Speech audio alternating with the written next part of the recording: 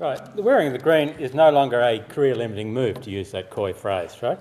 In the 210 years since the events described in that song, it has become a very popular colour. In fact, British Petroleum now paint their petrol pumps green and claim that, or insist that BP stands for Beyond Petroleum. In a totally irrelevant aside, I might say that that hypocrisy is the homage vice pays to virtue. Can we green out present car transport system? There's two approaches. We can either use more efficient vehicles, much more efficient vehicles, or we can move to renewable energies. First, though, a bit of statistics. According to the Intergovernmental Panel on Climate Change, we'll probably need to reduce emissions worldwide in 2050 by maybe up to 85%. Australia uses 4.5 times the world, produces 4.5 times the world average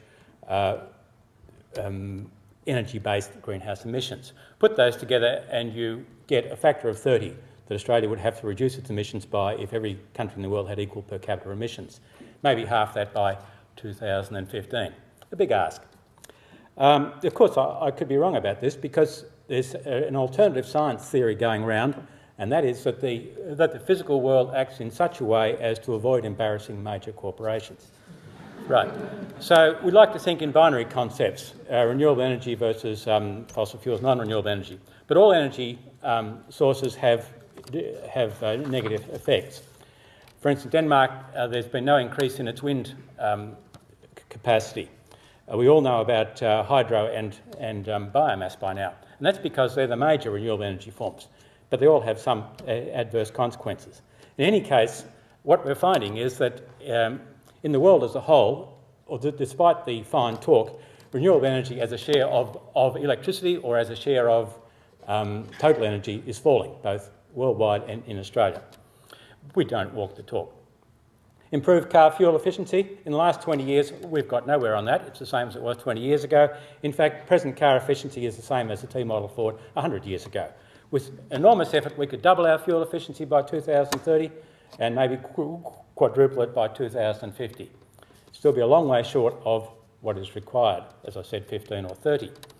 So we'll have to make do with less vehicular travel, and of course we'll have to move to a low mobility society based on public transport and active modes, which we've heard a bit about, walking and cycling. The reason why public transport, while we'll have to reduce travel, not just shift car travel to public transport travel, is that at a given occupancy rate, car travel is about twice as efficient as public transport travel.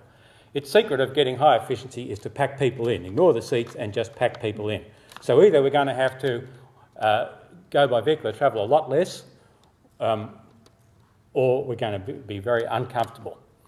So this then is our future. So we'll need to see a lot more localisation of activities. We'll need to see more active modes. And we'll also need to see more attachment to place. In other words, places won't be somewhere to get out of, they'll be somewhere to live. So a first step might be if we try redesigning our cities for humans rather than vehicles.